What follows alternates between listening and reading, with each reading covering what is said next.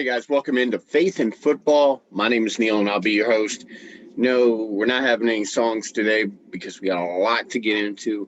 We got some news to go over, we got some mock drafting to do, and it's going to be a little more intense or in depth this time around. But first, as always, we're giving praise to the Lord and all that He gives us. And today's title of the show is Ultimate Game Changers. So when you think about game changers, what do you think about? Who do you think about? You think about, let's think basketball real quick. Jordan, LeBron, Kobe, Shaq, guys who changed the way that we view the game, changed the way that the game is played. I remember growing up, when Jordan came on the scene, everything was different. When Magic came on the scene, everything was different. Magic was a different kind of player. He brought a different vibe to the game. When Jordan came, there was a different tenacity. It was, we never saw anybody with that kind of athleticism, with that kind of gift that he had. And we think about Shaq. When Shaq came into the league, I remember him breaking backboards in college and breaking backboards when he got to Orlando, and everything had to be changed. They had to be upgraded. And when Kobe came into the league, there was a certain killer instinct that he had. When LeBron came in, he was something that we had never seen before. He was a different type of athlete. When you see guys in football, you see Kelsey at tight end, you see Mahomes doing what he does, throwing all kinds of different ways with his arms. Nobody's ever seen that before. These guys changed the game. They took what we knew and they turned it on its head. And the first one to do this was Jesus Christ. Think about it. Our verse comes from Hebrews 12, verse 2. And I'm going to back up a little bit to verse 1 so we can get a little context. It says, therefore, since we are surrounded by such a huge crowd of witnesses. Does that sound like a game to you? Does that sound like a sporting event? To the life of faith, let us strip off every weight that slows us down. How many know you can't run a race if you're weighed down with weight? Especially the sin that easily trips us up and lets us run with endurance. And let us run with endurance the race that God has set before us. So we have a race that we're running of faith. We can't have things weighing us down. We can't have the sin weighing us down. But how do we get rid of it? How do we take it off? Here's what he tells you in verse 2, the verse of the day. It says, we do this by keeping our eyes on Jesus. How many of you, when you played ball, when you played baseball, they told you, keep your eye on the ball. Keep your eye on the ball. You got to keep your eye on the ball. The ball is Jesus. We got to keep our eye on God. The champion. How many know that if you're going to follow someone, it's best to follow the champion because they've been where you want to be. They've done what you wanted to do. It's real good advice to follow somebody who's already done what you're looking to do. Who initiates and perfects our faith. Because of the joy awaiting him, he endured the cross, disregarding its shame. Now he is seated in the place of honor beside God's throne. How many of us want to be on the throne? How many of us want to be with God, next to him, next to Jesus, next to the Holy Spirit? I know I do. I know I want to be there. I want to be carousing with, Moses and Isaiah and Jacob and Isaac. I mean, I want to see these guys. I want to, ask them questions. I want to, pick their brain. I want to, know what's going on. How was it back then? I want to know what it took and what it takes to get where they are. And here's the thing is that back in the day, the cross was shameful. You had people who were murderers that were nailed to the cross. They were used as an example to don't do that. You know, when I grew up, I was the only child, or I was the oldest child. Sorry. So there were times I wish I was the only child, but no, I love my siblings. I have a brother and a sister, and growing up as the oldest, you were always pointed to, and sometimes you were pointed to in the right way, and sometimes you were pointed to in the wrong way. And you who are the oldest know what I'm talking about. If you were good, if you were living the way that your parents wanted you to live, then they would point you in and go, look at your brother, look what he's doing. Do what he's doing. He's doing good. He's doing the right thing. But if you were doing bad stuff, then you look and say, see what he's doing? You see where he's at? Don't do that. God tells us, look at Jesus. Look at what he did. Look at what he endured. He changed the way that the cross was looked at. It was looked at before Jesus was crucified. When you looked at the cross, you looked at the cross as a object of shame, humiliation, degrading. Criminals were hung up there. Jesus never did anything wrong. Pontius Pilate even said, I can find no fault in this man. He washed his hands of him. And the Jews still said, crucify him. Give us Barabbas. We'll free him. Crucify Jesus. And he knew it was coming. He knew the pain and agony he was going to suffer for you and me. And he still went on with it. That's like, if you're playing a game and you know that you're going to score the winning touchdown, but when you do, you're going to break your leg and your career's over. Would you still want to, if you knew that going in, would you still go catch that touchdown? Would you still go hit that home run if you knew that hitting it, and then as you touched home plate, you twisted you broke your ankle, some freak accident, and you never play again? Would you still want to do it? Now, I know most of us who aren't athletes will say yes, simply because that's never going to happen. But if you've ever been in that situation, you're going to say, well, I'd think about it. I'd rather, keep playing than score that one time. I'd rather score a whole bunch of more times, But Jesus knew what was coming. He knew that the pain of the cross was coming. So I want you to remember, as you go out in your day-to-day, that there is one ultimate game changer that we follow, that we can look to for everything, not just for the sports stuff, not just for one aspect of our life. And as we see all these things come out from the NFL, from pro sports, that so-and-so was charged with this and so-and-so was charged with that, but yet we were marketed towards looking at these people as, examples of what to be. There's only one who is flawless. Only one. It's God and Jesus Christ. Yeah, I named two, but we all know there's the Holy Trinity, God the Father, Holy Spirit, as one. So there is only one that we can follow that is truly flawless. So I hope today, as you go out, that you remember the one true game changer is still changing the game and still has our back every day, all day. So I hope that helps you out. Remember, go read Hebrews chapter 12, verse 2. Back up a little bit in verse 1, get a little context, read it again. And as always, I've been in Proverbs. I'm sure we'll get a little bit more as we go into the next shows. But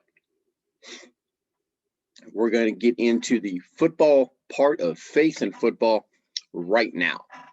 But just before we do, I want you guys to remember my sponsors, Zia of Lafayette. You can find them on Ducey Road in front of Red Laurel's Health Club, behind the Ambassador Caffrey Grand Theater. Go down there, check them out. And remember, in the month of August, coming up, it's coming up quick. Sunday is August 1st, my birthday. So if you're watching this and you catch me before August 1st, even if you catch me after August 1st, down bomb, tell me hey, all right?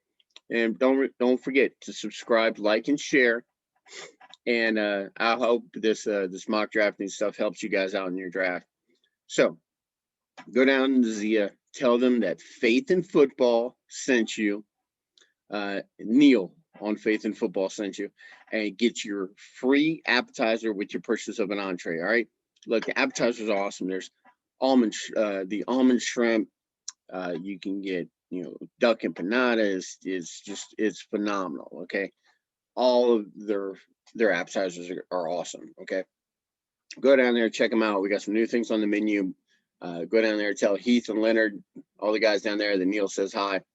So check them out. Also, if you're in the Lafayette area, go down to 627 Lafayette Street off the Youngsville Highway, and you'll find Keller's Bakery in Youngsville.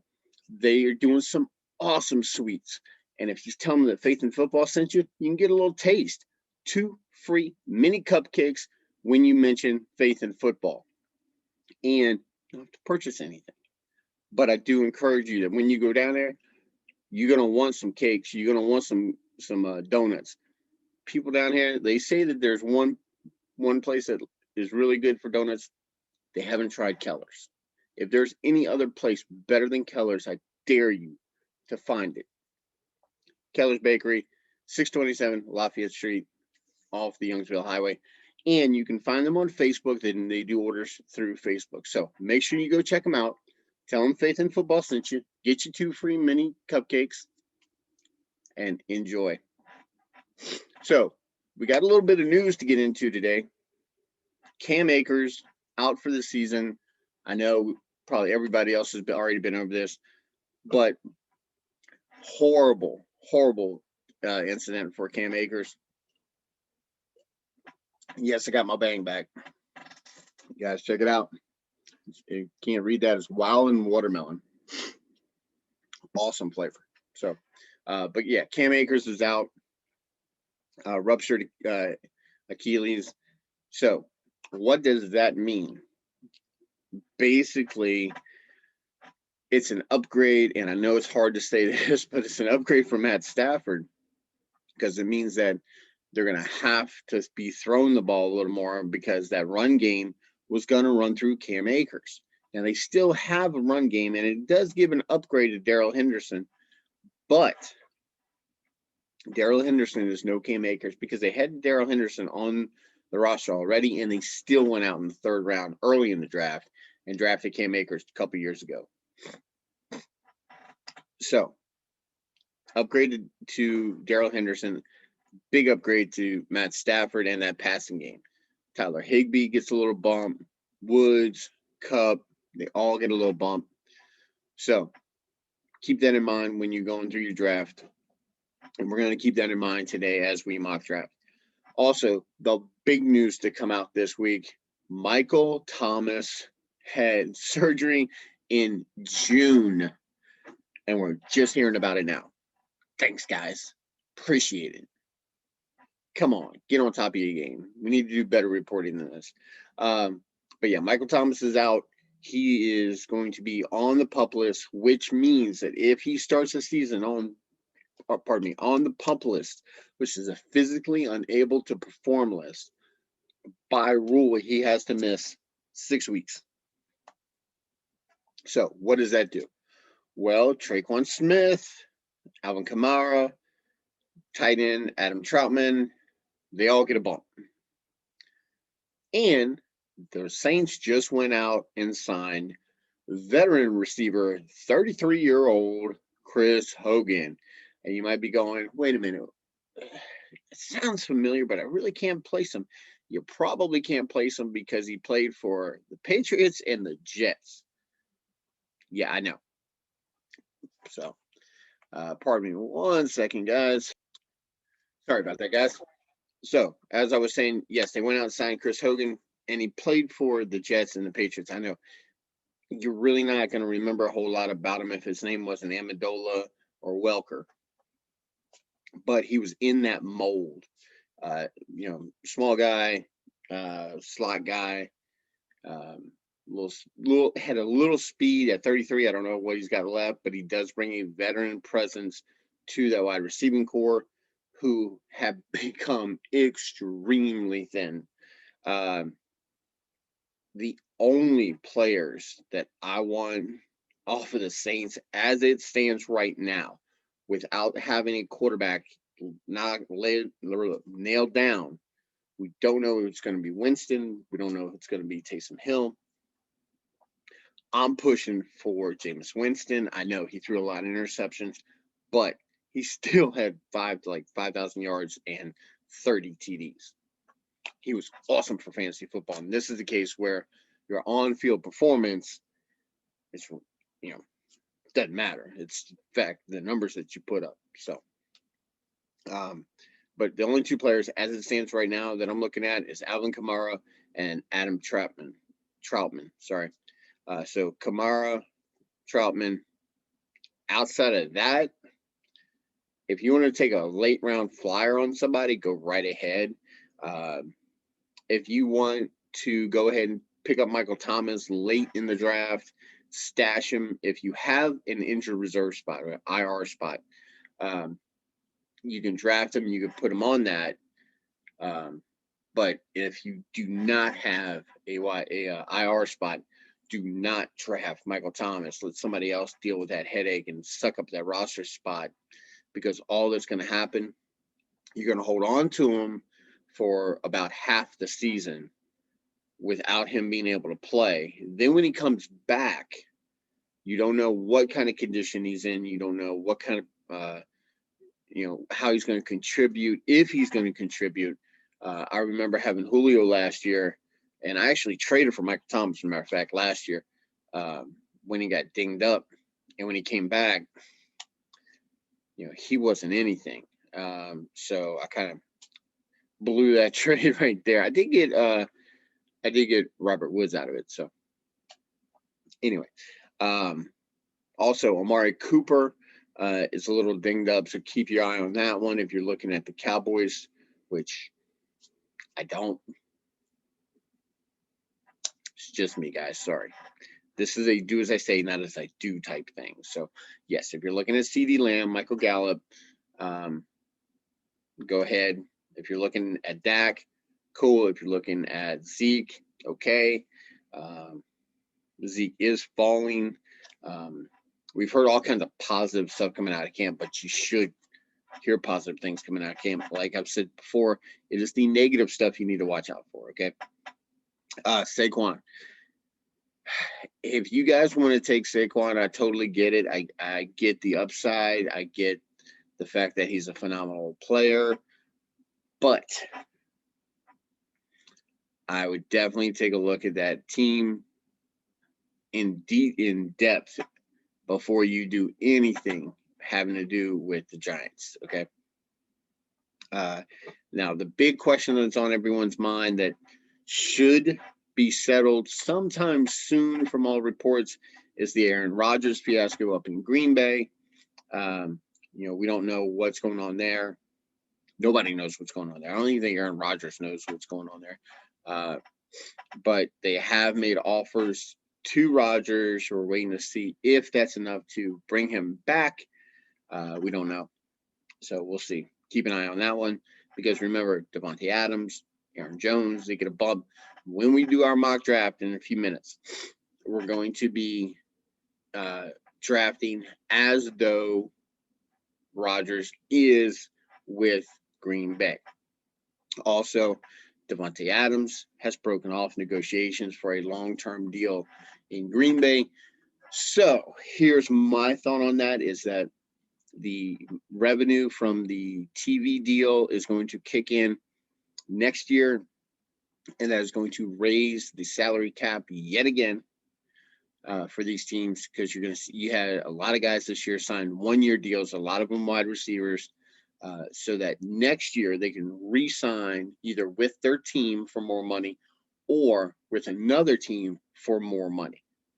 So because the salary cap was lowered this year, there's a lot of business side of it that's going to affect fantasy football. So keep an eye on that development with Aaron Rodgers up in Green Bay. And what we're going to be talking about in today's draft is expectations and what to expect when you're drafting. Here's the thing, is that everybody goes into the draft going, man, I want this guy, and I want that guy, I want this guy. In reality, you're not going to get everyone you want. You're just not. Okay, you can make a list right now. You could write down, who do I want, at my running back? Who do I want in quarterback? They're not going to match up. Okay, you have to think realistically about this stuff. And what I mean by that is simply this: is that you guys know I'm not a big stat guy. I don't like diving into stats, because I believe that the environment around the player is what makes the stats. The stats don't make the environment. Okay. Now, however, when you look back, it's a good idea to look back at the stats from the previous years, because that gives you an indication of what that environment did for those players, and look at how they produced. So that can kind of give you a good guide to how they react to their environment. Make sense? Hope so. If not, down at the bottom, subscribe, like, share, leave me a comment, and ask me a question. So here's the thing, is that, as I said, everybody's going to make a plan. Everybody's going to have this list either in their head or on paper that, hey, I want this guy, I want that guy, whatever. Here's the one thing to remember when you go into your draft. Don't stick to your plan. I know it sounds silly, it sounds ridiculous. Everybody tells you, make a plan and stick to it. That's what we hear all of our lives. Make a plan and stick to it. Okay, in fantasy football, it's different. Okay, we don't call this reality football. We call this fantasy football for a reason. It's because the rules of reality don't apply. So when you're doing your mock draft and you have things that come out, and they happen, players go extremely earlier than you thought, you missed out on them, you're forced with a choice, this player or that player, and you know darn right well that if you pick this guy, then that guy is not going to be there on your next turn. So I want to give you a little insight. When we talk about RB1s, okay, those are your top 12 guys. Okay, RB, QB, wide receiver 1, tight end 1, whatever. Okay, if they're the number 1 guy for fantasy football, when you look at all these stats, you look at all these projections, it's only the top 12 guys. Okay, everybody after that is a 2 or a 3. Okay, so 13 through 24 is going to be a 2.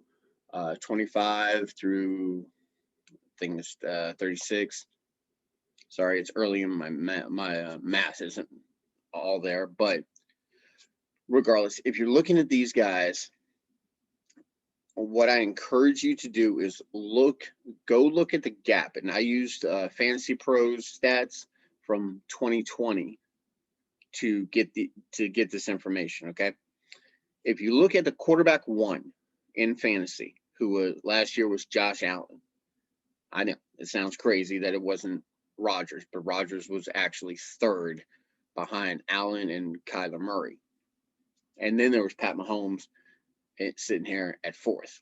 I know, weird, huh? But if you look at the QB1 to the QB12, you might be thinking, okay, well, there's 32 teams in the league, top 12. Cool. These guys should be pretty close, right? The point difference between QB1 and QB12 was 111.62 points. Okay, here's what we're talking. We're talking Josh Allen to Matt Ryan. How crazy is that? Okay. Now, in between that, you had guys like Kirk Cousins at 11, Ryan Tannehill at 7, Deshaun Watson at 5. So even Tom Brady slid in there at 8. So here's the thing: is that there is a gap, okay, but they're not the biggest gap for position, okay. The smallest gap is the wide receiver position. From wide receiver 1 to wide receiver 12, it was 82.5 points. Now, this is why I tell you guys that wide receivers, yes, they are valuable, but the top guys are difference makers. And you're looking at Davante Adams to Allen Robinson. Now, if you remember Allen Robinson's quarterback play, horrendous. Even Andy Dalton this year is an upgrade from Mitch Trubisky, okay? You had a breakout in Justin Jefferson sitting at 6. Calvin Ridley had a breakout, and now he is without Julio. Even Robert Woods and Chase Claypool didn't even make the top 12. And those are guys that everyone's going to be targeting. So the talent, what I'm telling you is that the talent pool in the wide receiving cores is much greater than any other position. Okay, that's why it's important to go after the number one position in fantasy football to have, and that's a running back. Okay. But here's the thing, is that you have to keep in mind how drastic the drop is when you get to a different tier. And that is extremely important information. When you go into your drafts, I highly recommend that you use a tier-based drafting process where you look at the positions in tiers as opposed to rankings. Now, Neil, what are you talking about? Okay, here's what I'm talking about. Is that when you look at rankings, they'll go 1, 2, 3, 4, 5, whatever. Okay. However, when you look at tiers, there's tier 1 guys, and then there's tier 2 guys, and then there's tier 3 guys. There are groups of players. So in the wide receiving core, you got guys in tier 1 that you're going to take above running backs, but you're only going to take them above running backs if you're later in the draft. As we are today, I'm drafting from the 10 spot. So guys like Davante Adams, Tyreek Hill, Stephon Diggs, that's a tier. Then at the top of the next tier, you have guys like Calvin Ridley, Metcalf, Mike Evans, A.J. Brown, Julio. You have D-Hop up in that top, up in that first group as well. So it's like that. It's not here's number 1 guy and you just go down the list. No, it's the tier. So if you can get a tier-based drafting platform where you can look at some stats, you can look at the tiers that these guys are in, then when you're drafting, you can just look at your board and go, okay, there's one wide receiver left in tier 2, and in running backs, there's nobody left until tier 3. So I'm going to take this guy in tier 2 at the wide receiver position because I've got like 6 other guys in this tier 3 in running backs. I can pick one of them. These are guys who, when it's all said and done, are very closely matched together. Okay, their environment, their situation is all very, very close. So their production is going to be about the same. It's just who do you like? Who do you trust more? The tight end position was 82.5 points from position 1 to position 12. Tight end, the drop off was 117 points. And I really haven't thrown out any huge numbers until now. The running back position was 146 point differential between number 1 and number 12. Now you might be saying, okay, that's a lot, but who are these guys? So, number one running back last year was Derrick Henry, followed by Alvin Kamara and Dalvin Cook in points. Okay, Jonathan Taylor was fourth. And then you drop all the way down to 12. It's Kenyon Drake. You're telling me that Kenyon Drake was number one RB1 last year? That's crazy. Okay. There's no way that makes sense. But it's true. That's what the stats show. The scoring stats show that Kenyon Drake was an RB1. There's no way you're drafting Kenyon Drake as an RB1. Okay. Antonio Gibson finished as 14. Melvin Gordon finished as 13. Ronald Jones finished at 15. And Chris Carson finished at 16.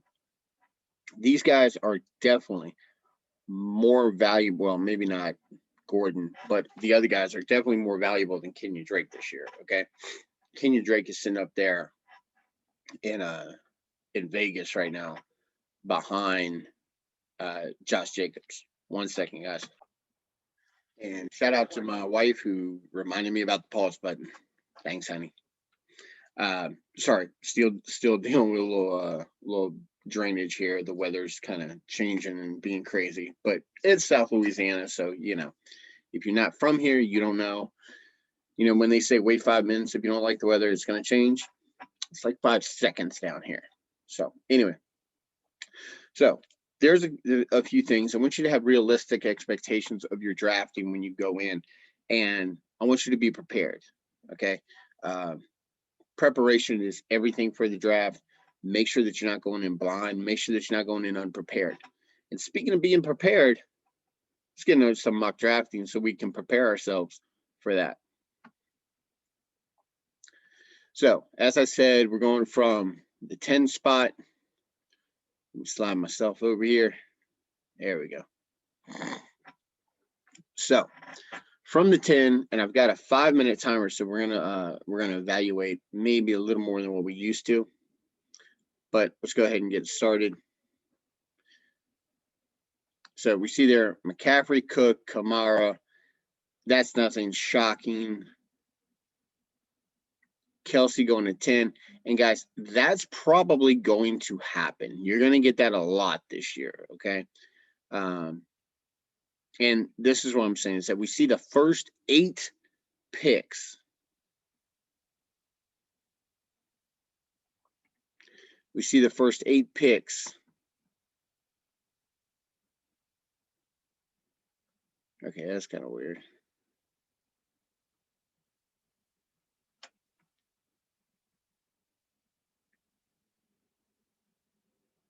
I don't know why this is. Let's see. 1, 2, 3, 4, 5, 6, 7, 8, 9, 10, 11, 12. Okay, that's just really weird. Okay, never mind. I know what happened. It kind of threw me off here a little bit. I looked at the teams and it says team 2 up on the first spot. That's because I took this spot. But anyway, okay. So now I understand. Sorry, I never noticed that before, guys. It's the things you don't notice when you do this a lot. Anyway, so as I said, and where is my timer at? There it is. Okay, so I got 3 minutes. This is what I'm saying, is that we see the first 7 players off the board here. 1, 2, 3, 4, 5, 6. We see 7 here are all running backs. Okay, that's going to happen. You're going to see this a lot, and you're going to see these guys pretty much in this order. Barkley might be replaced with the Zeke sometimes. It depends on who's in your draft, who you're playing with, because somebody's going to like Zeke really, really, a lot. And Aaron Jones is probably going to a little later. But this is what I'm saying, is that when you look at these guys and you're faced with this choice, do I take a running back? Because right now you're faced with Aaron Jones or Zeke. Here's the thing, is that I don't like Zeke. I don't know. Number one, I'm not going to draft a Cowboy. That's number one. But if I were, what's going to happen? I'm looking at that situation and I'm going, okay, how much of a load is Zeke going to really take? Are they really going to give him that workload that they used to? I don't know, coming off the injury, plus having Tony Pollard, who's a very serviceable back. They're going to want to save him. Remember, these guys are playing football for real. We're playing fantasy football. Then you've got Aaron Jones. What happens if, Rodgers retires, if he gets traded, if things don't work out? What's the attitude going to be even coming back? We don't know. There's no way that Austin Ekeler, Joe Mixon, or Najee Harris belong in the first round, okay? So nobody else belongs in the first round except Zeke and Aaron Jones. So what does that mean? That means that I'm going over to my wide receivers, and the only guys in that number one tier is Adams and Diggs. Again, the whole Rodgers situation. I'm not comfortable with it. By the time that we do our draft, we will have answers. But for these purposes, as it stands right now, I'm going to take Stefon Diggs. And we see here Zeke and Aaron Jones go after that. And then Adams. Now, Team 11, I like the potential that running back group has right there. And here's the thing. I said, you could go into a draft and you could go, okay, I'm going to go running back. But then you wind up with the number 10, the 10th pick, which is what we have. And you're faced with that question. Do I take Jones or Elliott? Or do I take, a top flight wide receiver that has a solid environment around him? Nothing has changed in Buffalo. Okay. The only thing that changed in Buffalo is that they added Emmanuel Sanders. I'm not scared of Emmanuel Sanders taking things away from Stefon Diggs. When he was in Minnesota, he existed perfectly well with Adam Thielen. And I think that Josh Allen is definitely an upgrade from Kirk Cousins, which is different from what I was saying last year before Josh Allen came out and just blew everyone away by having probably one of the greatest turnarounds we've ever seen in accuracy. So that said, I'm going to look at this and I'm thinking, okay, as it stands, I'm not going to get Joe Mixon, Najee Harris, J.K. Dobbins, or Gibson if I pass on these guys and take another wide receiver. Those are the next guys in that tier that I was talking about. Okay, Eckler's there. Let's see.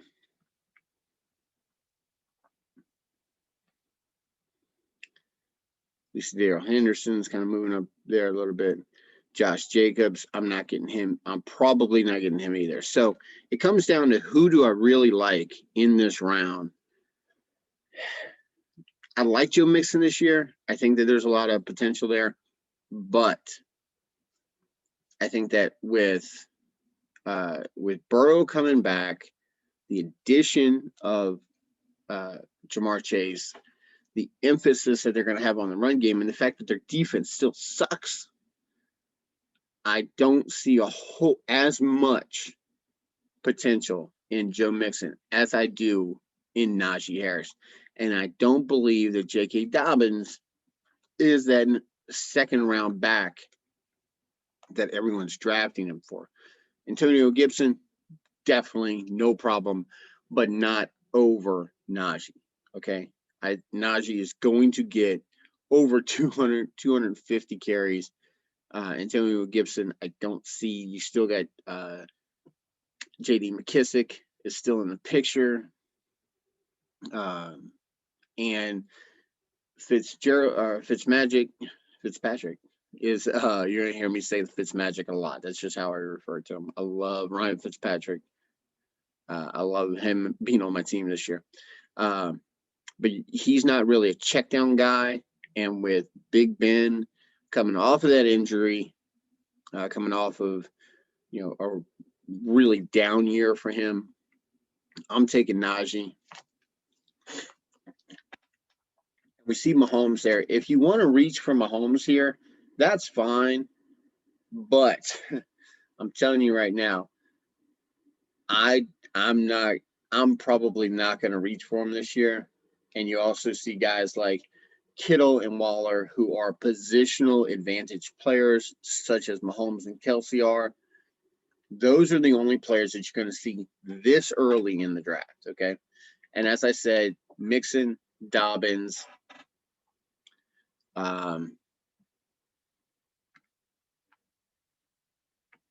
they're off the board. Calvin Ridley's gone. And that's the other one that I could have taken in the second, but that's really, really early. And when I was talking earlier about expectations, okay, if you're drafting in this back half, there are certain guys that if you want them, you're going to have to reach for them, okay? Like I really like Keenan Allen this year. I really like Calvin Ridley, Justin Jefferson as wide receivers. I'm not really sold on Julio just for the A.J. Brown thing. I don't know if Ryan Tannehill can support that. Pardon me, if Ryan Tannehill can support that kind of production for two wide receivers for them to be that relevant. And you're going to hear people talk about draft capital. That's where you draft these guys and what your expectations are when you draft them, okay? So, I got a short turn coming up. Let's see what we've got. We've got McLaurin, Mike Evans, and I'm sorry, after seeing what I saw of Mike Evans last year and knowing how Tom Brady spreads the ball around, there were games that if he only caught 2 passes for 2 yards, he had 2 touchdowns. That's a freaky stat that's not going to repeat itself, okay? It's just not going to happen. Let's see. I see Chris Carson here. I see David Montgomery. I'm not sold on Josh Jacobs because I like him as a player. I just don't like the environment that he's around.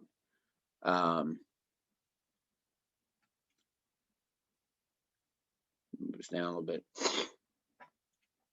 I would really like Gibson.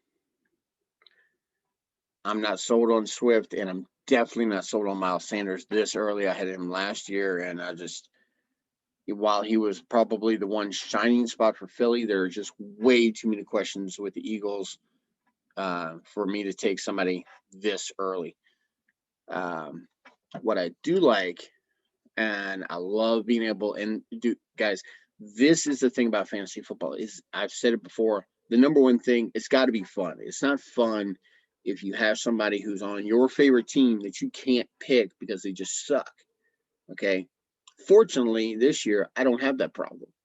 So I'm going to go ahead and take Terry McLaurin here, and we'll see who comes around.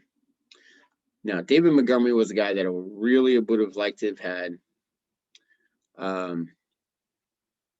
And we see Mike Evans gone, Josh Jacobs gone, so I'm fine with that. Josh Allen, okay, great. Allen's going to be number 2 off the board every single time. The number 2 quarterback off the board. So, who do I like here? I've already gone wide receiver first, then running back, and then wide receiver. I'm trying to have a little bit of balance. That's the plan that I like to have. I will move around and make adjustments as required by the draft. But the way that this is falling, look, guys, Chris Carson is in an awesome environment. Okay, he's got a coach who wants to run the ball. He has the ability to really be effective, and he's got a good quarterback that other defenses have to respect. Plus, he's got 2 outstanding wide receivers who can kill you if you don't pay attention to them. So, with that said, I like Chris Carson. After that, Amari Cooper. Like I said, watch out for that injury. And then you see Lamar Jackson off the board right after Travis Etienne. Look, a rookie running back this early, I know I took Najee in the second, but Travis Etienne, I just don't know what to make of him. I don't know what's going on. He's got James Robinson there. Najee doesn't have anybody threatening for any kind of carries. There's not going to be the production that you're going to need out of Etienne to take him this early in the draft. Okay. So Kyler's gone, Prescott's gone, Wilson's gone. So when you look at quarterback, I'm on the short turn. If I can wait one more and get Justin Herbert, then I'm cool with that. Well, let's check out. I don't like Galladay and I don't like Devontae Smith because, like I said, for me, there are just way too many questions in Philly that are unanswered. Deontay Johnson's an interesting pick, and I like Brandon Ayuk. I think that he really can be a difference maker. The only thing is that he's going to have to compete. Last year, there was nobody there to compete with. Debo was down. Kelsey was down. Every single running back that had a San Francisco jersey was hurt. So I really don't know what to think this year. You see Kyle Pitts going off the board early there as well. And you're going to see a lot of guys in your draft that are really, really high on Pitts, but they don't know where to take him. I'm thinking the fourth is a little too early, but this is one of the things that I was talking about is that taking him here, and this is what I don't like about this team, this first team right here, is that Ridley and Pitts on the same team, like they're competing for touches, they're competing for receptions. I don't like having that. I don't like putting that much on one team. Now with Matt Ryan there, yeah, I get it. So let's look at running back real quick, see what we've got going on.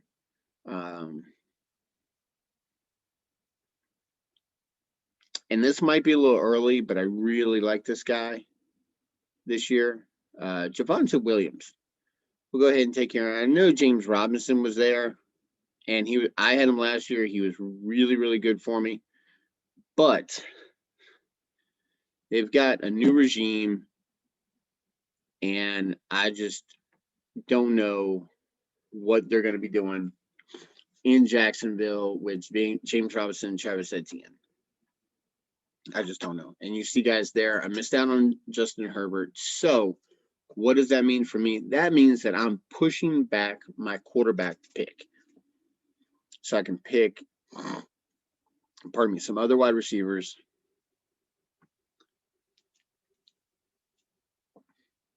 And running backs.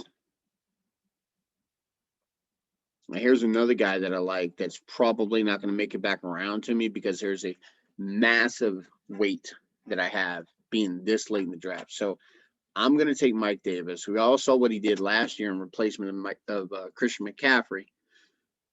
So I really like him there. You see TJ Hockenson going off there in the 6th. Again, I don't really like that early of a pick. And there's no way Noah Fant is worth a 7th round pick. Okay, I'm sorry. It's just not. Because there's outside of Kelsey, Kittle, Waller, maybe Pitts, depending upon what he does. I really don't even believe in Mark Andrews. I believe in TJ Hockenson over Mark Andrews in that spot. So outside of the top 4 tight ends, there's a massive drop off. Okay, as far as talent goes. Let's slide down here a little bit. So we see.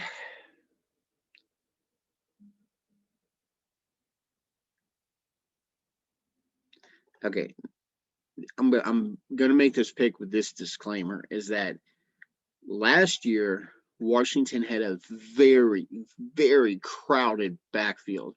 Their running back room was just jam packed with guys, and some of them got hurt. Some of them didn't even make the team. They were released. and it kind of thinned out a little bit. So when it came down to it, you were left with J.D. McKissic and Antonio Gibson, and those guys had defined roles in that offense. I'm making this pick because one, I got a really soft spot in my heart for this guy, but he's in a very, very crowded backfield. His RB room looks like Washington's did last year, but knowing that, I think that David Johnson has the potential to help your team a whole lot. And we see, uh, Waddle, Drake, Judy go off the board, Dallas Goedert way too early. So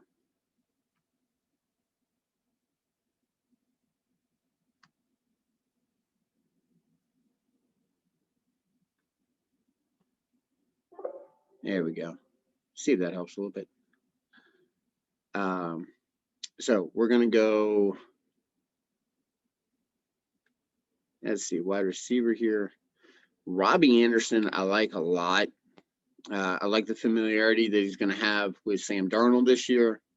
While I don't really care for Sam Darnold too much, I like the guy. I think he's gotten a raw deal. So,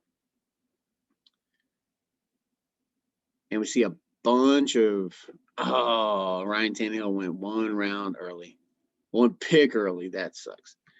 So let's look at who we have now. I like Stafford. Like I said, I don't like Jalen Hurts that early. And here's the thing: is that Tom Brady's ADP is never going to change. He's too old, but he still produces, which is crazy. It's just nuts. So I still see Matt Ryan here. We're in the 9th. It's late. I'll go ahead and take him. There's really nobody else that I see that I would really like. There's no way that Deshaun Watson is making my team at any cost. A tight end, usually when you get into the double digits, that's when you want to make your tight end pick if you missed out on the other guys, okay? I will tell you right now, these guys going this early, Hockenson might go a little early and Fant might go, but Gesicki, Gronk, Robert Tonyan, Dallas Goedert, those guys in your home leagues and your redraft leagues are probably not going to go that high. Remember, we are drafting against the computer who is going off of stats and probabilities, not emotions, which is what your league mates are going to be drafting on, okay? A lot of times when you are preparing, you're preparing in a controlled environment. There's no adrenaline rush. There's no hype. There's no trash talking. There's no, influence from other players. That's where you have to separate yourself. You have to calm down. You have to keep cool. Okay. Try to make intelligent decisions. So, with most of these guys going off the board,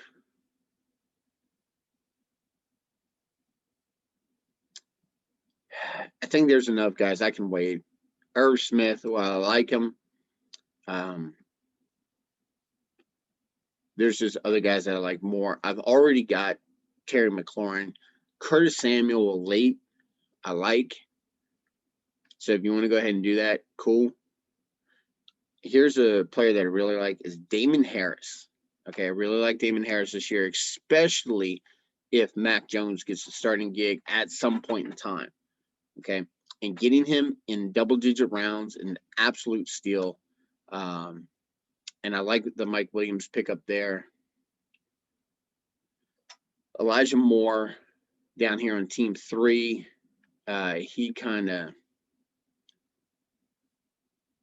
He's intriguing to me as a pick. So that's somebody to keep an eye on.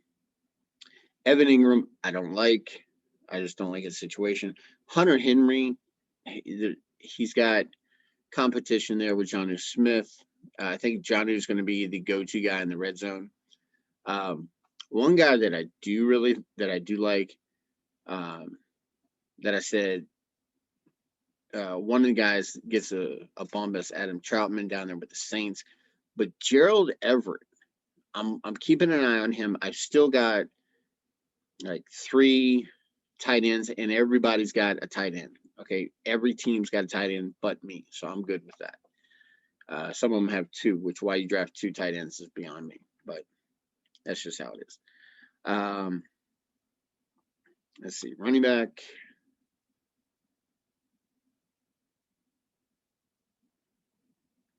Okay, so I'm going to take J.D. McKissic as a handcuff to Antonio Gibson, but he's a handcuff with upside.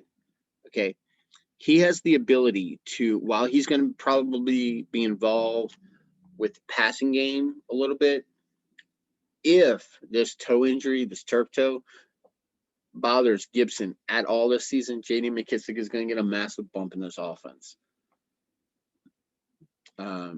Let's see.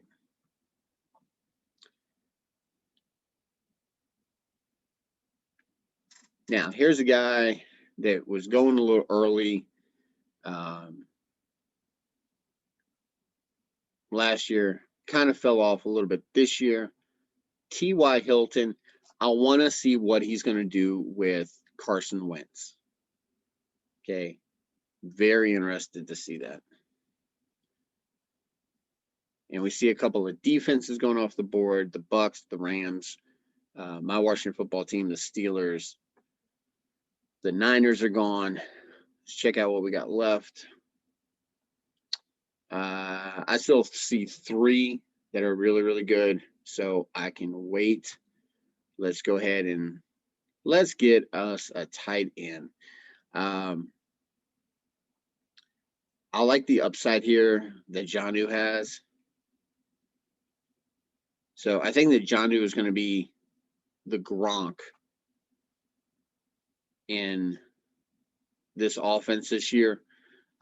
Cole Beasley, I don't know why anybody's drafting him because he might not even play. He's talking about, because of this whole COVID and forced vaccination thing. There's just too much going on with Cole Beasley. Plus, yes, while he was Mr. Consistency, I just don't want the headache. We see Troutman and Everett gone, so I made a good pick in taking Smith when I did. If I had passed on him, I probably would have lost him and been forced to take Troutman, which means that none of my defenses were touched. I really like the Baltimore defense. I always have. The Browns are a really good choice as well. I like the Chuba Hubbard pick here with team number 8 in the 7th spot. If anything happens to McCaffrey, you've got a definite backup. If you're not the McCaffrey owner, taking him is just you're hoping for injury right there, okay? Unless you are the McCaffrey owner, you're probably not going to take him because you're not going to want to waste a roster spot because you got to wait so long. Let's see what we got here.